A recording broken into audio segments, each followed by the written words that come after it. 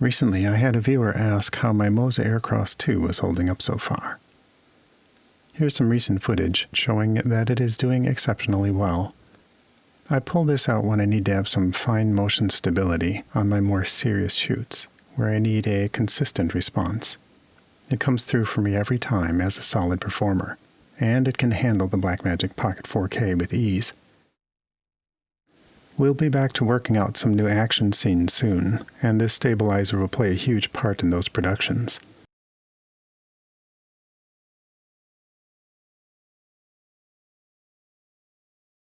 Okay, it's 50 degrees here in Florida, so that's not the norm, but we are enjoying it, so that's why all the bundling. Viewer had asked a question about, they have a Pocket 6K, and they asked, do I need to have the stabilizer be counterbalanced with the weights for the 4K? And the answer to that is yes.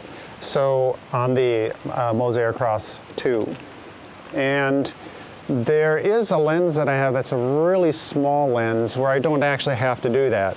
Because if I put it on this position, once I start loading up things though on the other side, like the microphone and so forth, then what happens is, especially with a smaller lens, a larger lens, it's not going to do it.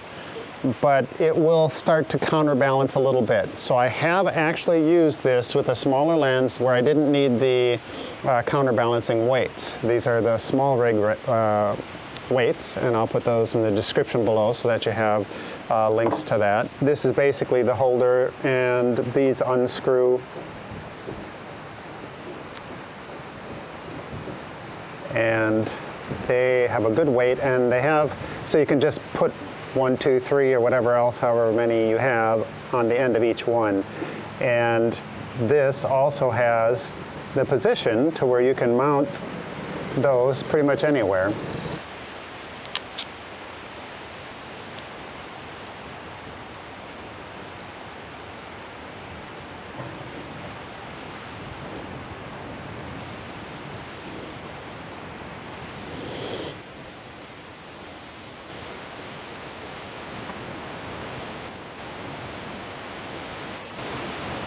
So the extra weights will make it so that you can put on, because typically what I'll do is I'll put the Rode Wireless Go on here, I'll put the Rode mic here as well, because I like 2 backup sources for the audio there, and then I may have a 3rd source as well, depending on the project.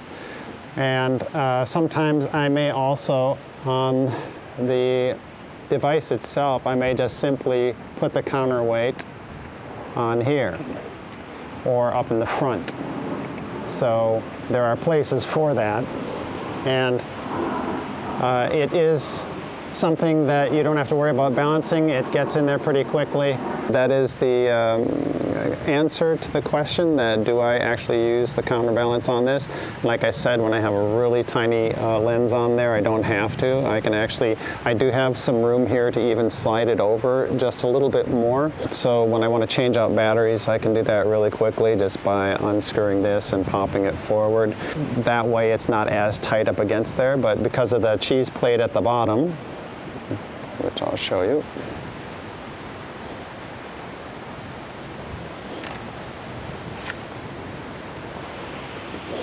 I can actually move it over just a little bit more yet. And you can also put on a different cheese plate by itself if you need to, and you can move it over quite a bit more. So those are options as well. So that should answer your questions regarding the stabilizer and the weight. And again, you can place this pretty much anywhere on here depending on how much counterbalance you need. Great device, works super well, as you saw in some of the earlier footage, but I use this when I'm doing some serious projects and I need to have the good camera for the smooth motion. It just works really well. It's just dependable. So that's the answer. Please thumbs up and subscribe if you haven't, and thank you very much.